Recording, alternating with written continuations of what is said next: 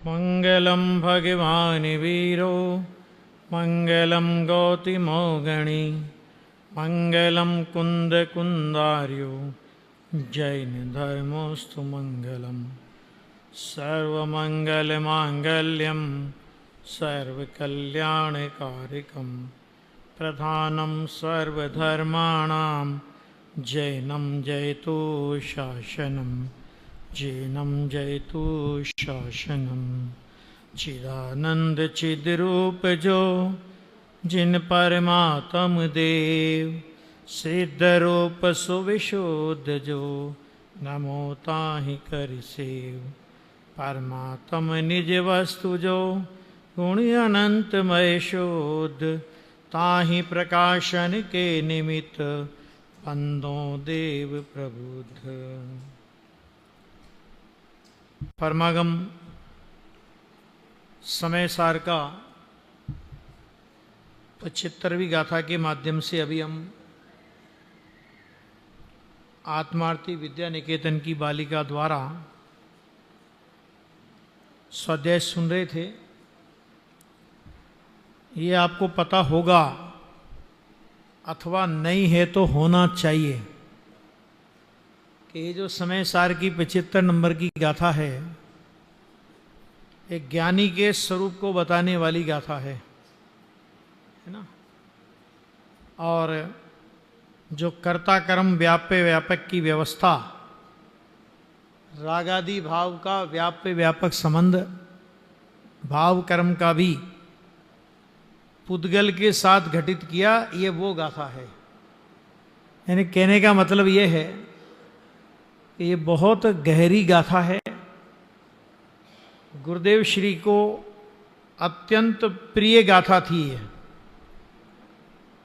और अभी हम लोगों ने अजीत जी बड़ोदरा वाले जो गुरुदेव श्री का प्रवचन सुबह शाम चलाते हैं, और जब उनकी वो 75 गाथा आई थी, गुरुदेव श्री का प्रवचन सुना, तो उसके बाद ऑनलाइन हमने इस पर 3 दिन तक लगातार 1-1 घंटा स्वाध्याय किए।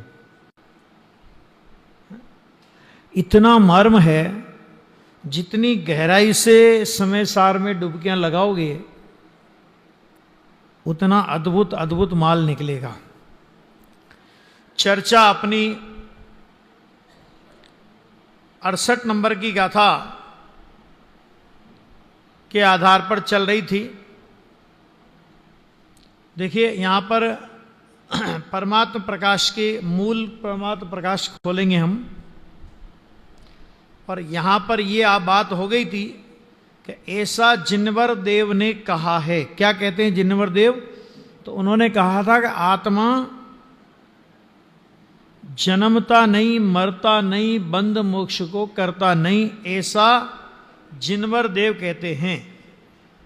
ऐसा जिणवरु जिणेन्द्र देव भणेई मन कहते हैं। तो एक यहां पर इसमें उसके पहले एक आचार्य भगवान ने एक विवक्षा और अपने सामने रखी, जिस पर आज गुरुदेव श्री का प्रवचन चला था। और उसमें उन्होंने ये कहा कि पर्याय की परिस्थिति की ओर से जब देखा जाए तब क्या परिस्थिति है, और पर्याय में ये स्थिति होने के साथ ही उसी समय द्रव्य स्वभाव को देखो तो क्या परिस्थिति है। तो देखो, यद्यपि यह आत्मा शुद्धात्मानुभूति का अभाव होने पर, क्या प्रश्न, क्या कहा आचार्य देव ने कि यह आत्मा शुद्धात्मानुभूति का अभाव होने पर शुभ अशुभ उपयोगों से परिणमन करके, तब गुरुदेव ने कहा था पर्याय में ऐसा परिणमन करके, ख्याल में है ना, गुरुदेव ने 2-3 बार ये बात बोली थी कि ये परिणमन हुआ ना, शुद्धात्मानुभूति का अभाव है। और शुद्धात्मानुभूति का अभाव होने से क्या हुआ कि शुभ अशुभ उपयोग रूप परिणमन करके जीवन मरण शुभ अशुभ रूप कर्म बंध को करता है। कहां करता है कि एक समय की पर्याय में, ठीक है। और शुद्धात्मानुभूति के प्रकट होने पर, चतुर्थ गुण स्थान में शुद्धात्मा की अनुभूति हुई, आत्मा का जैसा स्वरूप है उस आत्मा के स्वरूप का अनुसरण करके उपयोग वहां लगा, तो ऐसा शुद्धात्मानुभूति के प्रकट होने पर शुद्धोपयोग से परिणित होकर मोक्ष को करता है। कि ये परिस्थिति पर्याय में घटित होती है। ये दो बातें कि शुद्धात्मा की अनुभूति नहीं होवे तो शुद्धात्मा की अनुभूति के अभाव में शुभ अशुभ, जीवन मरण, कर्म बंध वगैरह वगैरह करता है। और शुद्धात्मानुभूति के प्रकट होने पर शुद्धोपयोग से परिणत होकर मोक्ष को करता है ना। कहां करता है? ये भी पर्याय में शुद्धोपयोग से परिणत होकर मोक्ष को करता है। देखो दो बातें हैं, 5 तरह का मोक्ष अपने यहां पर बोला गया। कितने तरह का? 5 प्रकार का मोक्ष। कौन कौन सा 5 प्रकार का मोक्ष है? कि एक है शक्ति रूप मोक्ष, और 4 हैं व्यक्ति रूप मोक्ष, माने प्रकटता रूप मोक्ष। तो वो जो 4 व्यक्ति रूप मोक्ष है उसमें जो दृष्टि मोक्ष है, यानी मिथ्या दर्शन से मुक्त होना, वो 4थे गुण स्थान में होता है और उसको बोलते हैं दृष्टि मोक्ष। फिर आगे बढ़े तो चारित्र मोह से भी मुक्त हुए, 12वां गुण स्थान यथाख्यात चारित्र प्रकट हुआ, उसको बोलते हैं मोह मुक्त मोक्ष। 13वें गुण स्थान में अर्यंत दशा प्रकट हुई, जीवन मुक्त मोक्ष। सिद्ध दशा प्रकट हुई, देह मुक्त मोक्ष। ये 4 मोक्ष पर्याय में प्रकटता की अपेक्षा से है। तो यहां पर जो ये कहा कि शुद्धोपयोग से परिणित होकर आत्मानुभूति के, शुद्धात्मानुभूति के कारण शुद्धोपयोग से परिणमित होकर क्या करता है कि मोक्ष को करता है। माने ये 4 प्रकार के मोक्ष पर्याय में होते हैं। तो भी अब ये बात वजनी है कि तो भी शुद्ध पारिणामिक परम भाव ग्राहक शुद्ध द्रव्यार्थिक नय की अपेक्षा न बंध का करता है और न मोक्ष का करता है। ये बात है पर्याय में। ये सारी अवस्था, शुद्धात्मानुभूति का अभाव हो तो क्या परिस्थिति बनती है, शुद्धात्मानुभूति का सद्भाव हो तो क्या परिस्थिति बनती है, कि इन दोनों परिस्थितियों के काल में भी जब हम शुद्ध पारिणामिक परम भाव लक्ष्य ग्राहक शुद्ध द्रव्यार्थिक नय की अपेक्षा से देखें तो न बंध का करता है और न मोक्ष का करता है। देखो 320 नंबर की गाथा में आचार्य जयसेन ने पंचास्ती काय की 56 नंबर की गाथा को उद्धृत किया और वहां पर एक शब्द का प्रयोग किया कि निष्क्रिय पारिणामिक भाव। ये पारिणामिक भाव कैसा है? तो वो कहते हैं कि भाई वो निष्क्रिय है। कैसा है पारिणामिक भाव? तो उन्होंने कहा निष्क्रिय है। तो उन्होंने कहा कि निष्क्रिय माने क्या है ना। अपन तो क्या समझते हैं निष्क्रिय माने भाई साहब वो पहले बहुत सक्रिय थे, अब आजकल हमसे नाराज चल रहे हैं और निष्क्रिय हो गए। होता है कि नहीं होता ऐसा, है ना? वो निष्क्रियता तो द्वेष रूप है।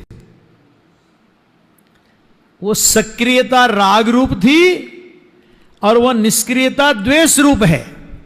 ये निष्क्रियता परम पारनामिक भाव की, यह निष्क्रियता स्वभाव रूप है। मतलब परम पारनामिक भाव का स्वभाव ही है कि वह निष्क्रिय है। तो निष्क्रिय माने क्या? तो उन्होंने कहा बंध और बंध के कारण और परिणाम से शून्य। सुनना जरा, बंध, बंध का कारण,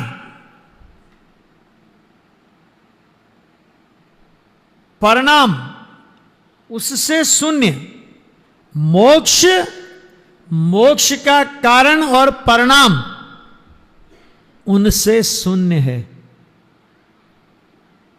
इसलिए वो निष्क्रिय है ना। ये यहां पर कह रहे हैं परम पारनामिक भाव। जैसा कि सुबह मैंने कहा था कि ये जो देखो, ये जो बाकी के है ना, ये बंध मोक्ष, ये पर्याय रूप चार भाव हैं और इनमें हमेशा कर्म के सद्भाव की और कर्म के अभाव की अपेक्षा आती है। बंध भाव है, उसमें कर्म के सद्भाव की अपेक्षा आती है, और मोक्ष मार्ग अथवा मोक्ष है, उसमें कर्म के अभाव की अपेक्षा आती है। लेकिन जो परम पारनामिक भाव है कि उस परम पारनामिक भाव में कर्म के सद्भाव और अभाव की कोई अपेक्षा लागू नहीं होती। समझ में आ गया? वो ऐसा निरपेक्ष भाव है। अगर उसकी शुद्धता की भी हम चर्चा करें तो दो तरह की शुद्धता होती है। मोक्ष में प्रकट होने वाली शुद्धता वो क्षायिक भाव रूप शुद्धता है। मोक्ष में जो शुद्धता प्रकट हुई कि वो क्षायिक भाव रूप शुद्धता है, और जो परम पारनामिक भाव जो है कि वो जो शुद्ध है वो स्वाभाविक शुद्धता है। क्षायिक भाव में शुद्धता प्रकट हुई तो क्षायिक भाव रूप शुद्धता में कर्म के अभाव की अपेक्षा आई, निमित्त अशुद्धता के व्यय की अपेक्षा आई। माने वो कर्म का अभाव होने पर, अशुद्धता का अभाव होने पर वो शुद्धता प्रकट हुई है। लेकिन परम पारनामिक भाव में, परम पारनामिक भाव की जो शुद्धता है वो कैसी शुद्धता है कि जिसमें कर्म के सद्भाव अभाव से कोई लेना देना ही नहीं।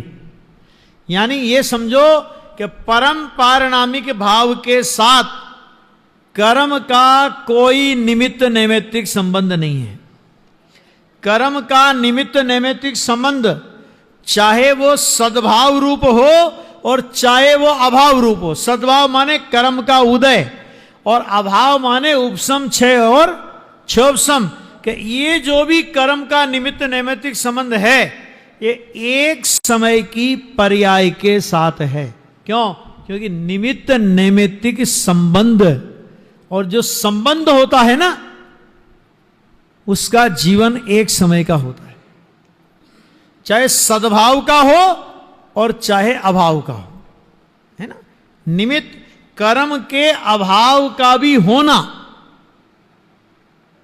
और परम पारनामिक भाव में वो कोई संबंध नहीं है। इसलिए यहां पे कहते हैं कि जो परम पारनामिक भाव है ना, कि वो क्या है कि परम पारनामिक भाव की अपेक्षा न बंध का करता है और न बंध मोक्ष का करता है।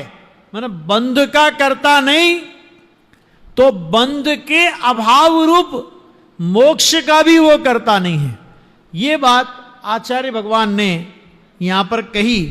अब ये अपना जो चर्चा चल रही थी गुरुदेव श्री के प्रवचन में सुबह, कि ऐसा कथन सुनकर, कैसा कथन सुनकर, कि परम पारनामिक भाव जो कि शुद्ध द्रव्यार्थ, देखो ये आया ना, ये आया ना, शुद्ध द्रव्यार्थिक नय जिसको विषय करता है, परम पारनामिक परम भाव ग्राहक, ये परम भाव शब्द का प्रयोग किया।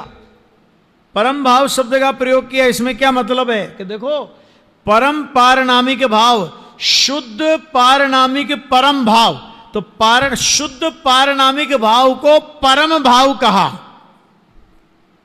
क्या मतलब इसका, कि भाई साहब इस शुद्ध पारनामिक परम भाव की अपेक्षा से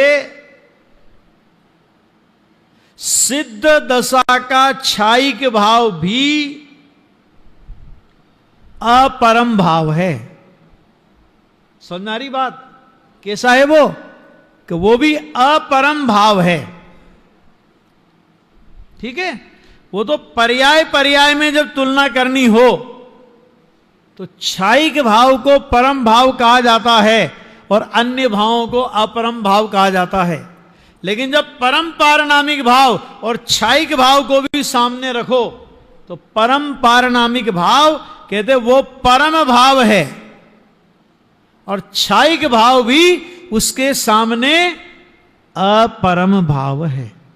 ठीक है, तो ऐसा जो भगवान आत्मा परम पारनामिक भाव कहते वो बंध का भी करता नहीं और मोक्ष का भी करता नहीं है। ये बात जब आचार्य देव ने कही तो ऐसा कथन सुनकर शिष्य ने प्रश्न किया। अपन लोगों को तो क्या लगता है, कोई नई बात लगे, कोई अटपटी बात लगे तो अपने को क्या लगता है, अरे ये बात सब सोनगढ़ वालों ने नई अपनी कपोल कल्पना से रची है। पहले तो जिनवाणी सुनने के लिए बहुत गंभीर होना पड़ेगा, क्योंकि जिनवाणी की कितनी विवक्षाएं हैं ये हमको ख्याल में नहीं है।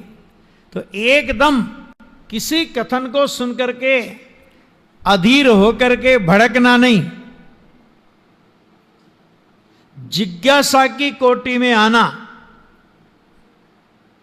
अब यहां पर कहा ना, बंध का भी करता नहीं और मोक्ष का भी करता नहीं, तो शिष्य भड़का नहीं, उसने आचार्य देव के अभिप्राय को, आचार्य देव के कथन को समझा। लेकिन समझने के लिए फिर उसने प्रश्न उठाया कि ऐसा कथन सुनकर शिष्य ने प्रश्न किया कि हे प्रभु, शुद्ध द्रव्यार्थिक स्वरूप शुद्ध निश्चय नय की अपेक्षा से मोक्ष का भी करता नहीं। तो गुरुदेव ने एक बहुत अच्छी बात कही थी कि चलो बंध का करता नहीं, इतना तुम कहोगे वहां तक तो हम झेल लेंगे। क्यों झेल लेंगे? कि हमें बंद करना ही नहीं है। तो अगर हमें बंद से छूट मिलती है तो हम तो इस बात को तो हम पचा लेंगे। लेकिन भाई साहब, हम तो मोक्ष के लिए तो दिन रात प्रयत्न करते हैं और तुम कहते हो मोक्ष के लिए मोक्ष का भी करता नहीं है। हम तो भक्ति में जोर जोर से गाकर भगवान को सुनाते हैं। क्या सुनाते हैं? हमको भी बुलवा लो। कहां? सिद्धों के दरबार में।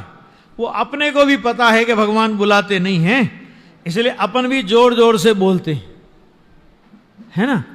और सच में मान लो भगवान आज अपने को बुलावें और अपने को बुलाने के लिए अपना कोई प्रतिनिधि अगर भगवान भेजें कि ये आत्मा आरती ट्रस्ट में बैठे हुए लोग बहुत परेशान हो रहे हैं और मुझे पुकार रहे हैं, चलो आज इनको बुला ही लेते हैं। और अभी मान लो भगवान के यहां से बुलावा आवे और भगवान ये कहे कि जिसको भी मोक्ष में जाना हो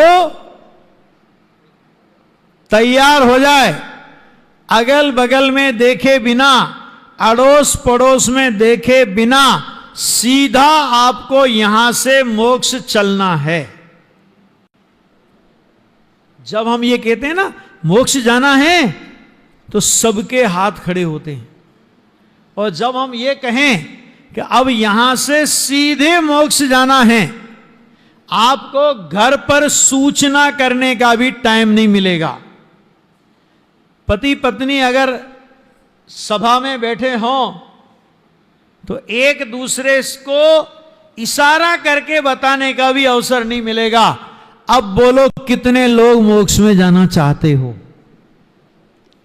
नक्की कर लेना। मैं नहीं कह रहा, हाथ नहीं खड़ा करा रहा, चिंता नहीं करना, है ना। तो वो यहां पर शिष्य ने प्रश्न किया कि चलो बंध का कर्ता आप नहीं कहो, वहां तक तो हम बात को झेल लेंगे, तो बंध हमें नहीं करना, परंतु मोक्ष का भी, ये भी शब्द लगाया ना, मतलब बंध का कर्ता नहीं वो तो ठीक, लेकिन मोक्ष का भी कर्ता नहीं है, तो ऐसा समझना चाहिए कि शुद्ध नय की अपेक्षा से मोक्ष ही नहीं है। कि महाराज फिर तो हम ये समझें कि शुद्ध नय की अपेक्षा से मोक्ष ही नहीं है, क्योंकि आपने कहा कि शुद्ध द्रव्यार्थिक नय की अपेक्षा से, परम पारनामिक भाव की अपेक्षा से, वो परम पारनामिक भाव बंध का मोक्ष का करता नहीं, तो क्या इसका मतलब हम ये समझें कि शुद्ध द्रव्यार्थिक नय से मोक्ष ही नहीं है? ये समझें। और जब मोक्ष नहीं है तब मोक्ष के लिए प्रयत्न करना वृथा है, क्योंकि जो चीज है ही नहीं, जो चीज है ही नहीं, तो उसके लिए प्रयत्न करने से लाभ क्या? वो तो फालतू प्रयत्न हुआ। भाई आप देखो कि पानी में घी नहीं है और सारी दुनिया इस बात को जानती है, तो कोई भी पानी बिलो करके, घी के लिए पानी बिलो करके अपना समय खराब नहीं करता। बालू रेत में तेल नहीं है, तो कोई भी मशीन में डालकर अपना समय खराब नहीं करता। तो शुद्ध निश्चय नय से या शुद्ध द्रव्यार्थिक नय से या शुद्ध नय से या पारिणामिक भाव की अपेक्षा से अगर मोक्ष ही नहीं है, तो फिर मोक्ष के लिए प्रयत्न करना वृथा है। ये किसने प्रश्न किया? कि इस शिष्य ने प्रश्न किया। समझ में आ गया? उसका उत्तर, बहुत बढ़िया उत्तर आचार्य भगवान ने दिया है, समझने जैसा उत्तर है। और लगातार अपन गुरुदेव श्री के प्रवचन इस गाथा पर सुन रहे हैं, तो आपको पता होगा कि 320 नंबर की गाथा को वो इसके साथ रोजाना कनेक्ट कर रहे हैं। यानी ये सामान्य विषय नहीं है, है ना। अध्यात्म का सर्वोत्कृष्ट विषय है कि जिसमें शुद्ध परम पारनामिक भाव की चर्चा है, उसका स्वरूप बताया गया। क्यों? क्योंकि वो ही एकमात्र सद्देय है, ध्येय है, लक्ष्य करने योग्य है, आश्रय करने योग्य है। तो वो यहां पर आचार्य भगवान उसके प्रश्न का उत्तर देते हैं। उसका उत्तर कहते हैं कि मोक्ष बंध पूर्वक होता है। मोक्ष होगा तो मोक्ष कैसे होगा? कि बंध पूर्वक। इसका मतलब क्या? कि जो बंधा है वो खुलेगा। ठीक है? जो बंधा नहीं उसके खोलने की बात ही नहीं। एक बार एक राजा ऊंट की सवारी लेकर के सफर पर निकला। अब रात्रि हो गई, राजस्थान का रेगिस्तान था, ऊंट की सवारी, तो उसके पास थे 25 ऊंट।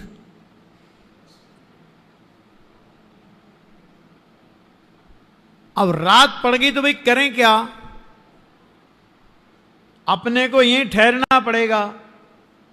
और ऊंट को यदि खुला छोड़ दिया तो ऊंट रेगिस्तान का जहाज कहलाता है। अभी हमने खुला छोड़ दिया तो सुबह कितने मिलेंगे हम कह नहीं सकते।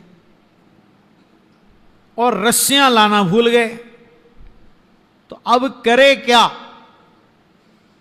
राजा के पास गए, राजा बुद्धिमान था, उनने कहा ऊंट को बांध दो। और करें क्या? कि महाराज रस्सियां तो लाए नहीं। कि कोई बात नहीं, एक ऊंट की पूंछ को दूसरे ऊंट की पूंछ से बांध दो। ठीक है, बांध दिया उन्होंने। तो कितने बंध गए? 24 बंध गए। उनने कहा महाराज ये एक ऊंट को कैसे बांधें? कि जैसे 24 को बांधा ऐसे इसी को बांधो। कि एक ऊंट और चाहिए ना? कि अरे तुम मूर्ख हो क्या? इसकी पूंछ को ऐसे ऐसे बांधने की क्रिया करो।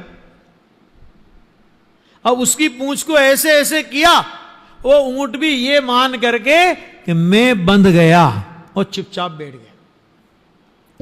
अब प्रातः काल हुआ तो राजा ने कहा कि भैया सब ऊंटों को खोलो। तो 24 ऊंटों को तो खोल दिया उनने। अब वो 25वां ऊंट उठे ही नहीं। तो फिर मंत्री पहुंचे कि महाराज 24 तो खुल उठ गए, वो 25वां उठ ही नहीं रहा। कि उसको खोलोगे तब तो उठेगा। कि साहब उसको बांधा कब था? कि बस जैसे बांधा है वैसे ही खोल दो। समझ में आया कि नहीं आया? क्या करो कि जैसे बांधा वैसे ही खोल दो। और ऐसे ऐसे करके खोला, चल दिया। ठीक है, तो एक कहने का मतलब क्या? कि बंध पूर्वक मोक्ष होता है। जो बंधा नहीं हो वो छूटेगा कैसे? तो वो यहां पर आचार्य कहते हैं कि मोक्ष बंध पूर्वक होता है। मोक्ष होने के लिए पहले बंधन होना चाहिए, क्योंकि बंधन होगा तो बंधन का अभाव करके मोक्ष होगा।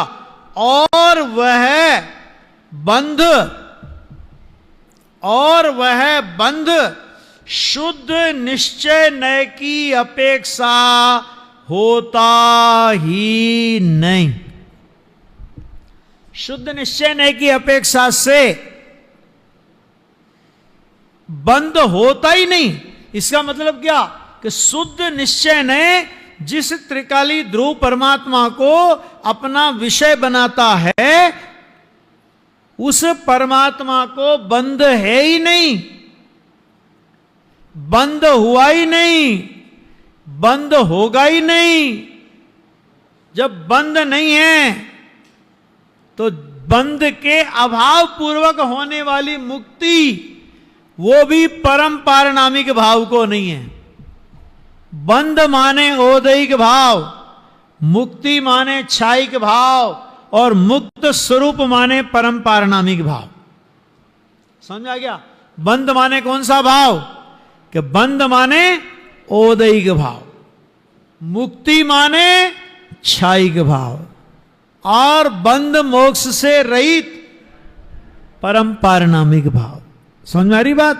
तो वो कहते हैं मोक्ष बंध पर बंध, तो बंध शुद्ध निश्चय नय की अपेक्षा होता ही नहीं। इस कारण बंध के अभाव रूप मोक्ष भी बंध होता हो तो बंध के अभाव पूर्वक मोक्ष हो, लेकिन शुद्ध निश्चय नय की अपेक्षा से बंध नहीं है। तो इस कारण से बंध के अभाव रूप मोक्ष भी शुद्ध निश्चय नय की अपेक्षा नहीं है। बोलो कैसा अद्भुत तत्व आचार्य देव अपने को बता रहे हैं।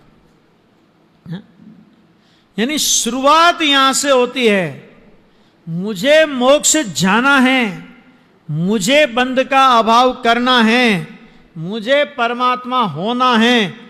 जो होने से शुरू करता है उसका होना कभी नहीं होता, है से शुरू करो। परमात्मा होना नहीं है, वर्तमान में परमात्मा हूं। गुरुदेव श्री का एक वचन आता है, उसमें कहा, ये आचार्य योगिंदु देव के संदर्भ में ही कहा, अरे धर्म धुरंधर योगिंदु देव आचार्य फरमाते हैं कि हे जीव, मैं परमात्मा होने योग्य हूं, ऐसा नहीं, मैं वर्तमान में परमात्मा हूं, ऐसा चिंतन करो। क्यों भैया? होने योग्य ये पर्याय की अपेक्षा आई, और मैं वर्तमान में परमात्मा हूं, ये स्वभाव की बात आई। गुरुदेव श्री का बोल आता है ना, मैं ही परमात्मा हूं, ऐसा अनुनिर्णय कर, मैं ही परमात्मा हूं, ऐसा अनुभव कर। ख्याल में आया कि नहीं? मैं ही परमात्मा, तो मैं ही परमात्मा माने कौन? कि मैं ही माने अपना जो परम पारणामिक स्वभाव है, अपना जो त्रैकालिक स्वभाव है, अपना जो नित्य स्वभाव है, अपना जो शाश्वत स्वभाव है, सदा काल रहने वाला स्वभाव है, कभी मिटा नहीं, कभी पिटा नहीं, कभी लुटा नहीं, कभी चार गतियों में भ्रमण की कहानी जिसके संदर्भ में कही तो जाती है लेकिन होती नहीं, ऐसा जो अपना त्रिकाली ध्रुव स्वभाव है, तो कहते हैं उसमें शुद्ध निश्चय नय की अपेक्षा से, माने शुद्ध निश्चय नय की अपेक्षा का मतलब क्या? कि शुद्ध निश्चय नय जिस त्रिकाली को विषय करता है उसकी अपेक्षा से क्या नहीं है? बंध के अभाव रूप मोक्ष भी नहीं है। क्योंकि शुद्ध निश्चय नय किसको विषय करता है? शुद्ध निश्चय नय विषय करता है त्रिकाली को। जो अनादि अनंत हो उसे शुद्ध निश्चय नय विषय करता है। यदि शुद्ध निश्चय नय से बंद होता तो हमेशा बंधा ही रहता। क्यों भैया? क्योंकि शुद्ध निश्चय नय का विषय त्रिकाली है। नित्यानंद प्रभु शुद्ध त्रिकाली प्रभु यानी परम पारनामिक भाव, इसको यूं समझो कि शुद्ध निश्चय नय का विषय कौन है? कि परम पारनामिक भाव। और यदि शुद्ध निश्चय नय से अगर आत्मा बंधा होता यानी परम पारनामिक भाव बंधा होता तो फिर किसी की ताकत नहीं थी कि उसे छुड़ा दे। वो यहां पे कह रहे हैं फिर मुक्ति की कोई बात ही नहीं थी, फिर मुक्ति के माने बंध के अभाव का कोई प्रश्न ही नहीं। ये तो एक समय की पर्याय में बंध है। और भाई साहब ये बंध है ना, भले ही संतान प्रवाह धारावाही प्रवाह की अपेक्षा से बंध को हम अनादि शांत कहते हैं। सच्चाई दूसरी है, बंध एक एक समय का परिणाम है और एक एक समय के परिणाम को आप देखो तो कोई भी बंध का परिणाम सादी शांत है। नया पैदा होता है अगले समय अभाव हो जाता है, नया पैदा होता है अगले समय अभाव हो जाता है। बंध अनादि से है, सुनना ध्यान से, क्या कहा? बंध अनादि से है, अनादि का नहीं है। नया नया हो रहा है ना, क्या वो का वही बंध अनादि का है? नया नया हो रहा है। तो अरे भाई जब उसका अभाव होना उस बंध का स्वभाव ही है, क्योंकि पर्याय है ना, वो पर्याय है तो अभाव होना उसका स्वभाव ही है।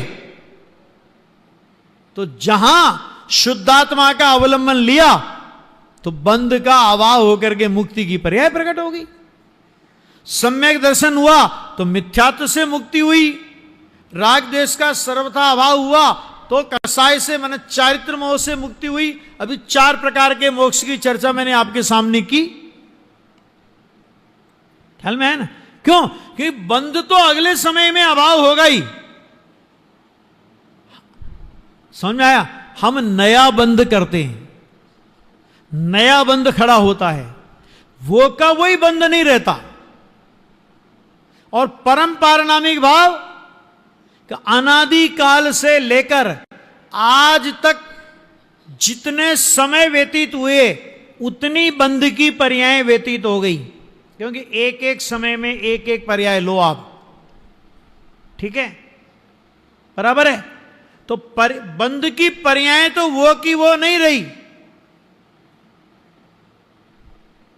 लेकिन परम पारनामिक भाव अनादि से लेकर आज तक वही का वही रहा है। बंध बदले, बंध के प्रकार बदले, मैंने समझ आ गया नहीं आ गया, कभी कौन सा प्रकार कभी कौन सा प्रकार, ये सब बदले, नहीं बदला तो एक परम पारनामिक भाव नहीं बदला। नक्की करो भाई, है ना। इसलिए कहते हैं कि अगर उसकी परम पारनामिक भाव की अपेक्षा से यदि बंद होता तो कहते हैं कि हमेशा बंद ही रहता, बंद का अभाव कभी होता, ठीक है। और ऐसा होता तो फिर क्या होता कि फिर अपने को ये शिविर लगाने की आवश्यकता नहीं होती, क्योंकि बंद का अभाव हो ही नहीं सकता। तो काय को शिविर लगावें, काय को विद्या निकेतन खोलें, काय को समय सार आदि ग्रंथों का प्रकाशन करें, है ना। ये जितने भी अपने धार्मिक उपक्रम हैं इनको करने की कोई आवश्यकता ही नहीं रहती, क्योंकि बंध का अभाव तो हो ही नहीं सकता था, है ना। माने देखो आप कि अनादि काल से बंधा हुआ है, ये मान करके जीव अपने आप को बहुत दबा हुआ महसूस करता है। आचार्य कहते हैं भाई, बंध की परिणति अनादि काल से होने पर भी एक एक समय की है, और बदलना उसका स्वरूप है, तो वो बदल करके मोक्ष रूप परिणमित हो सकती है। क्यों? क्योंकि वो द्रव्य नहीं, पर्याय है। और द्रव्य यदि बंधा हो तो फिर मोक्ष होने की कोई संभावना नहीं होती। और इसके संदर्भ में फिर एक बहुत प्रसिद्ध दृष्टांत यहां पर दिया है, वो दृष्टांत अपन पढ़ लेते हैं, उसकी चर्चा कल कर लेंगे। कि देखो इसके बारे में एक दृष्टांत कहते हैं कि कोई एक पुरुष सांकल से बंधा है और कोई एक पुरुष बंध रहित है, उसमें से जो बंधा है उसको तो छूटने पर मुक्त अर्थात छूटा हुआ ऐसा व्यवहार से कहा जा सकता है, परंतु दूसरा जो बंधा ही नहीं उसे आप छूट गए, यदि ऐसा कहा जाए तो वह क्रोध करता है, कहता है कि मैं बंधा कब था कि जिससे मुझे छूटा कहते हो, बंधा हो वह छूटता है, इसलिए बंधे का तो मोक्ष कहना उचित है, परंतु जो बंधा ही नहीं उसे छूटा कैसे कह सकते हो।